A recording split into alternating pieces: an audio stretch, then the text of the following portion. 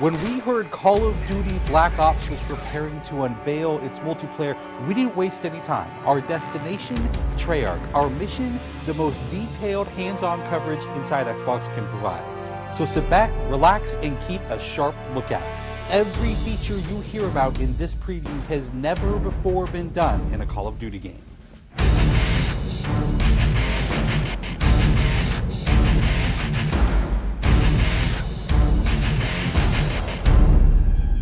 We begin where the multiplayer trailer for Black Ops left off, with theater mode.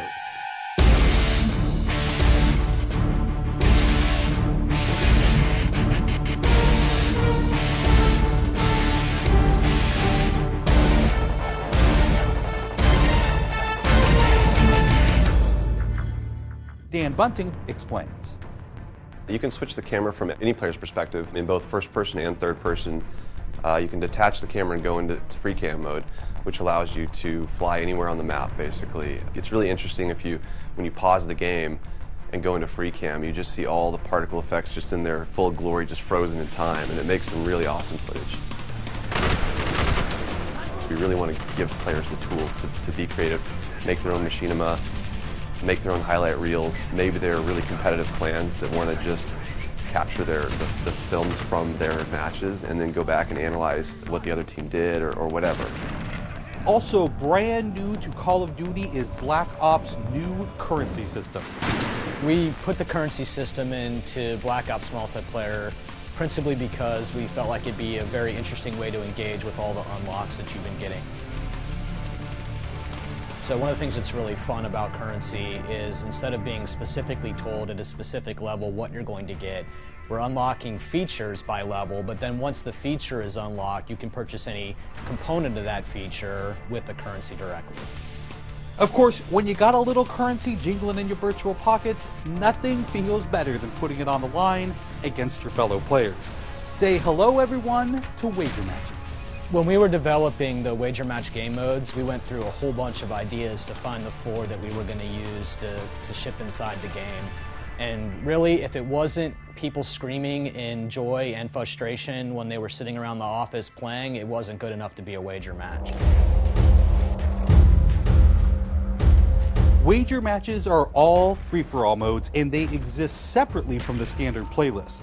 They include game modes like Gun Game, where you're in a race to score a kill with 20 different weapons, beginning with pistols and advancing through ever more explosive weaponry.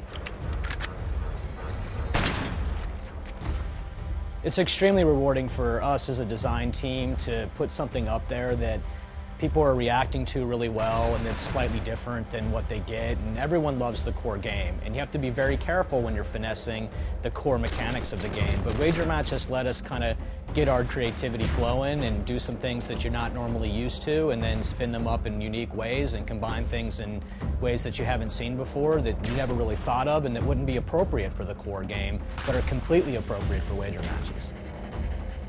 While the classic Call of Duty challenge system is still very much in place, Black Ops is also adding a new feature called contracts. Right, so if you're using the contract system, you actually have to put up a little of your own currency in order for a bigger payday. And depending on the contract, some contracts pay XP, some pay more currency, some pay both. But they're all time limited, and it's game time limited, so you have to go to work to accomplish that contract within the time period in order to get paid. It's different from the challenges, in so much that the challenges some players like to use very aggressively, and they map out their path through the challenge system in order to maximize their XP gains, in order to level faster. And then a whole nother set of players uses the challenges sort of passively. They're there, when you get them they feel good, but contracts gives you a way to directly engage with the content inside the game. It says, hey, I'm an SMG guy, I want SMG based contracts, I'm going to chase my contracts and I'm going to get paid. And that's fun. Another focus for Black Ops is player customization, including things like unlockable face paint, unique perk-specific character models, and a whole lot of weapon customization.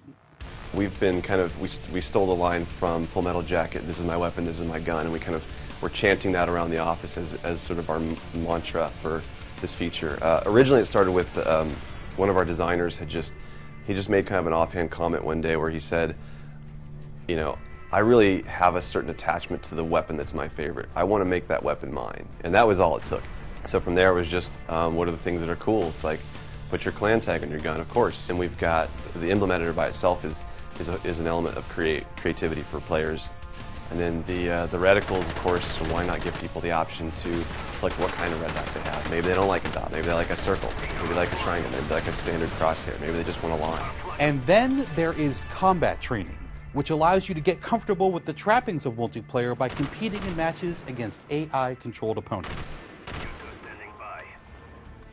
You know, it's our hope that combat training can convert people who are largely single-player gamers who might have, dabbled around in multiplayer but never made that leap to playing online, and give them kind of this experience where they can get familiar with the mechanics and features and systems that multiplayer has, but they can do so at their own pace, they can do so without someone screaming in their ear what a noob they are, and practice up and then join the competitive fold.